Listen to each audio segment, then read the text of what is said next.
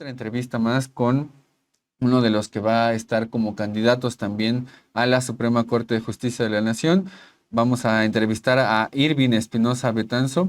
Él es licenciado en Derecho por la Facultad de Derecho de la Universidad Nacional Autónoma de México. Es especialista también en gestión pública por la Escuela de Administración Pública del Distrito Federal, maestro en Derecho por la Universidad Nacional Autónoma de México y también es maestro en gestión pública para la buena administración por la Escuela de Administración Pública de la Ciudad de México. Le damos la bienvenida, maestro Irving. Muy buenos días. Hola, ¿qué tal? Muy buenos días a todo el foro, a todo el público de aquí de Contralínea. Muchas gracias por la invitación y por permitirme poder expresarme en unos minutos aquí con todo tu público, oyendo la entrevista y la participación de la doctora Cardona, pues ya me quitó muchas palabras de la boca, pero bueno, pues quiere decir que pues hay un análisis profundo y crítico de la actividad que queda pendiente por parte del Poder Judicial a nivel federal y de las entidades federativas. Muchas gracias. Claro, y sobre esto que también le preguntábamos a la doctora Ana Luisa Cardona, le preguntábamos sobre esta visión del derecho entre estos dos conceptos, derecho y justicia, como si fueran cuestiones totalmente ajenas.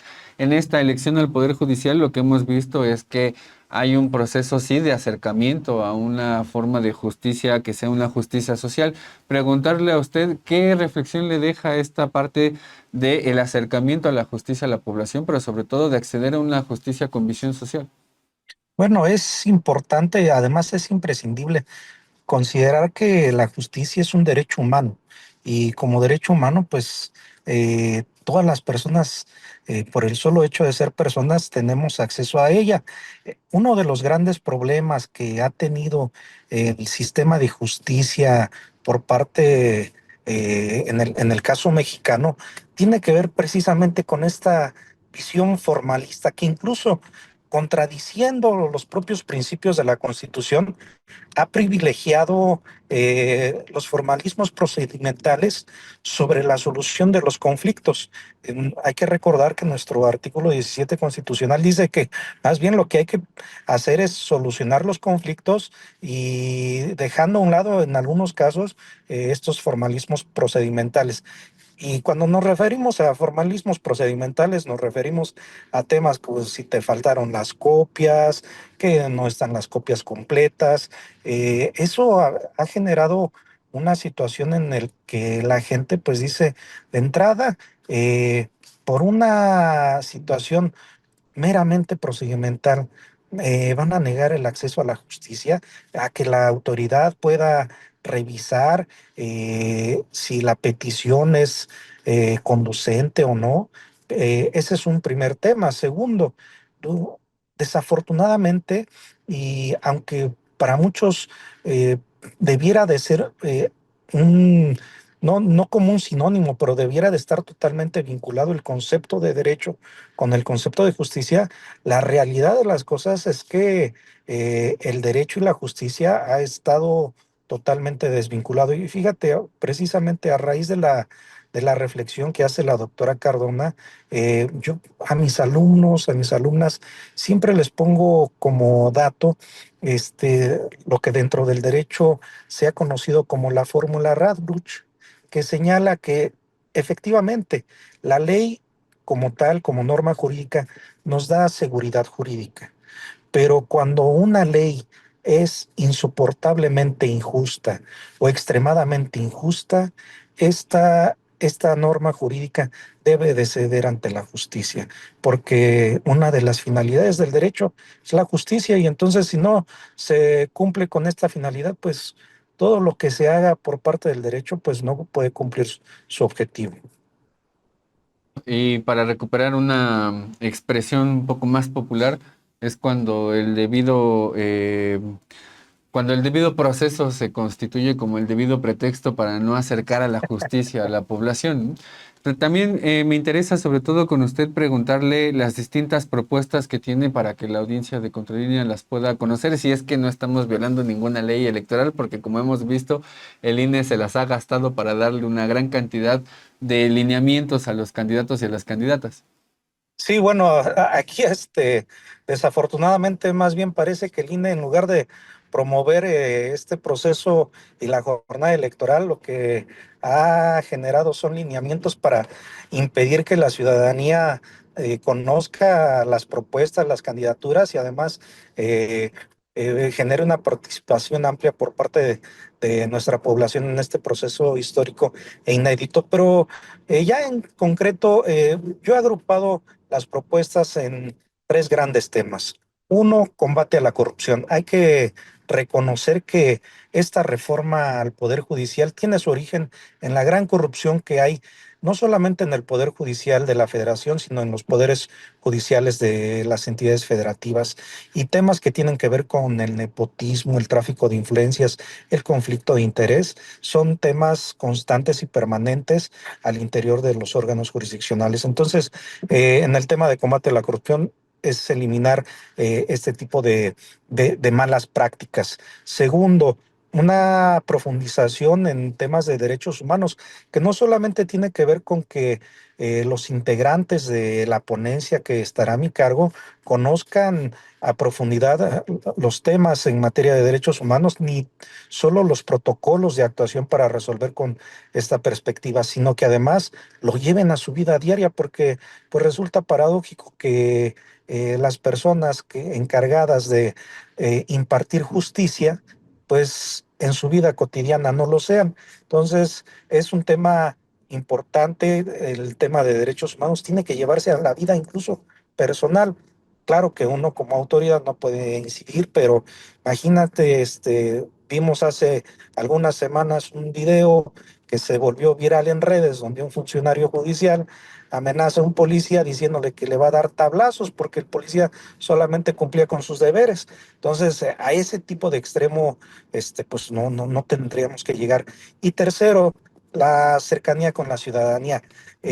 Muchos dicen, vamos a tener una oficina de puertas abiertas, pero yo, por ejemplo, le digo a las personas, si hoy van al edificio principal de la Suprema Corte de Justicia de la Nación, las puertas están cerradas. Y ese es un mensaje, es un símbolo de que la justicia está cerrada para la gente, incluso ni siquiera la gente puede acceder a ver, admirar los murales que hay al interior del edificio principal de la Suprema Corte. Entonces, hay que tener un contacto permanente, institucionalizar los informes de labores, no solo de la persona titular de la presidencia, sino también de las y los ministros que vamos a integrar la Corte, porque, bueno, también hay que entenderlo, dado que se trata de un cuerpo colegiado, no necesariamente la visión de la persona titular de la presidencia puede reflejar la visión de cada uno de nosotros y además tener contacto con la gente con a través de las redes sociales.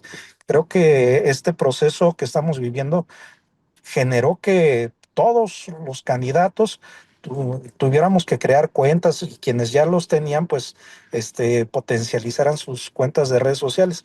Aquí hay que decirlo que son medios de comunicación efectivo y bueno, hacer uso de las tecnologías de la información.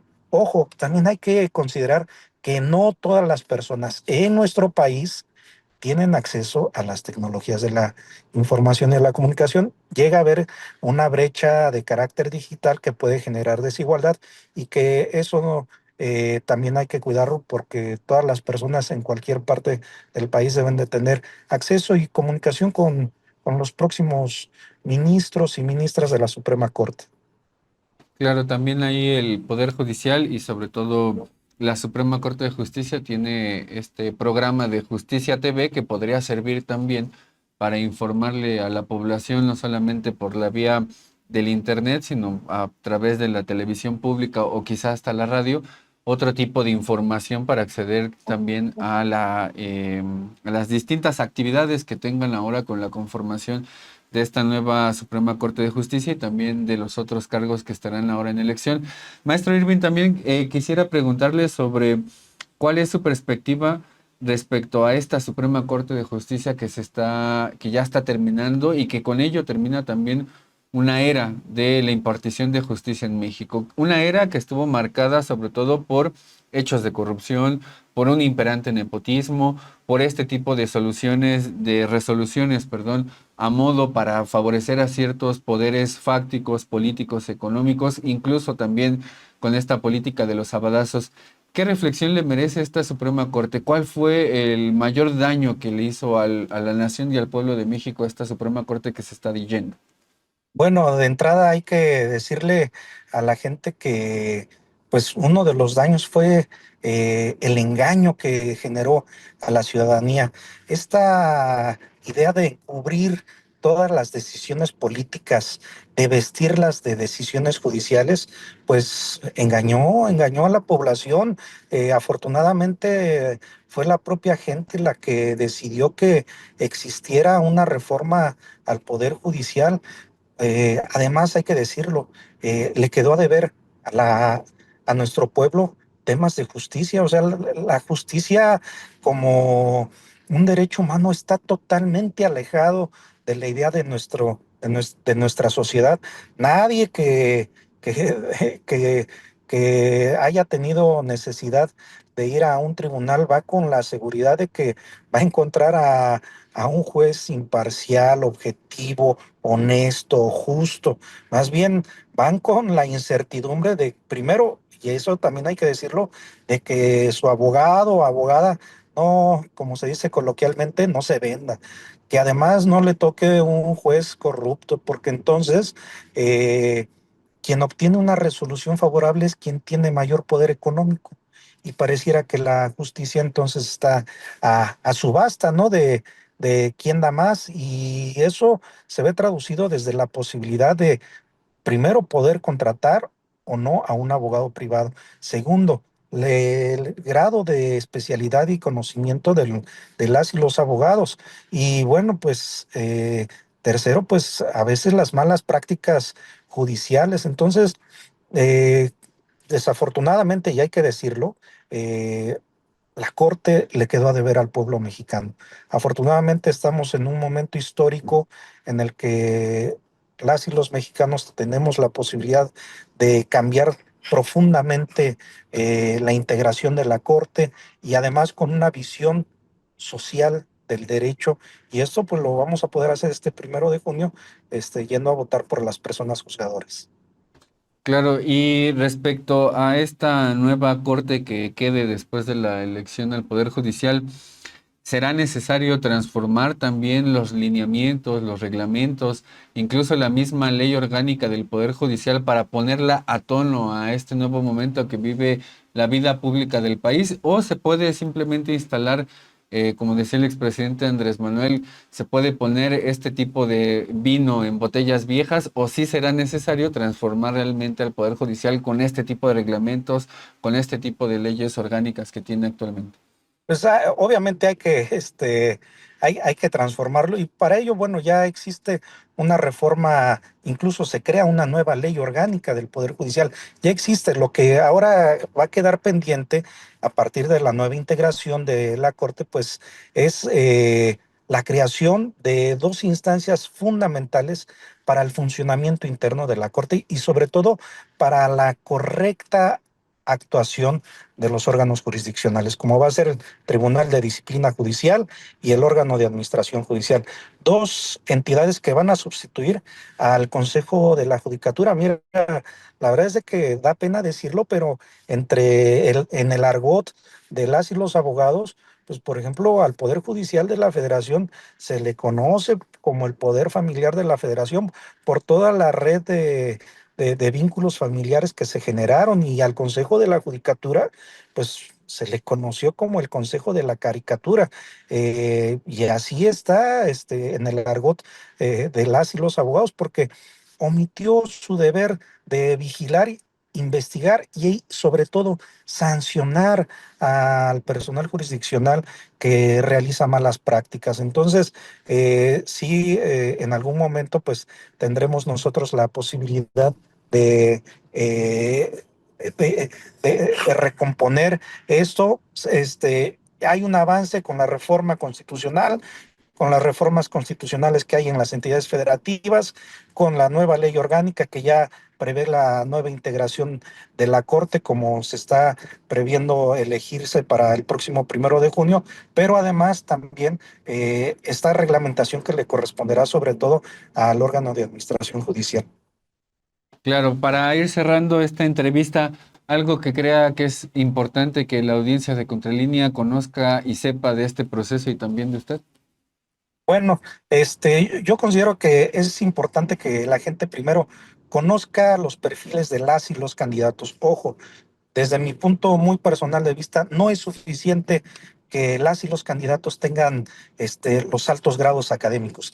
Tampoco es suficiente que las y los candidatos tengan experiencia. Hay que conocerlos como personas, cómo son, porque pues la historia de nuestro país durante mucho tiempo fue que hubo personas con alta preparación académica, incluso se fueron a estudiar al extranjero, tuvieron gran experiencia, pero pareciera que lo único que fueron a aprender o los conocimientos que adquirieron fue para ver cómo destruían al país. Y eso también pasa por las personas juzgadoras. Entonces hay que conocer a las y los candidatos de entrada, pues obviamente que se metan al sistema del INE de Conóceles, pero también que en la medida de lo posible vean sus redes sociales. Ahí luego de repente la gente puede advertir cómo se comporta uno. Ayer precisamente en una entrevista me decían, oye Irving, fíjate que yo te vi en un video que te hicieron en una entrevista banquetera cargando tu mochila. Me dice, ¿a poco nadie te ayuda a cargar tu mochila? Y le digo, pues sí, puede haber alguien que me ayude, pero hay cosas que tampoco le quitan a nada, nadie, ¿no? Hacerlo no le quita a uno nada. Entonces, eso es uno. Dos, invitar a la gente a votar porque nos hemos ganado las y los mexicanos el derecho de elegir a las personas juzgadoras y obviamente, bueno, pues que revisen mi perfil y invitar a toda la gente para que este 1 de junio en la boleta morada de ministras y ministros de la Corte, pues marquen 41, que es el número con el cual yo estoy participando. Bueno, importante también esta otra visión que nos pone usted, maestro Irving, para revisar a los candidatos y a las candidatas a los distintos cargos que habrá ahora de elección para el Poder Judicial. Le agradecemos por las reflexiones, por el tiempo y bueno, le deseamos un excelente cierre de campaña y también estaremos expectantes a lo que suceda en esta elección al Poder Judicial. Le deseamos una excelente tarde. Muchas gracias y si me permites, me comprometo a regresar a tu foro una vez que hayamos ganado la Claro elección. que sí, claro que sí, desde luego que están abiertas las cámaras y los micrófonos. Muchas gracias. Hasta luego. Buena tarde.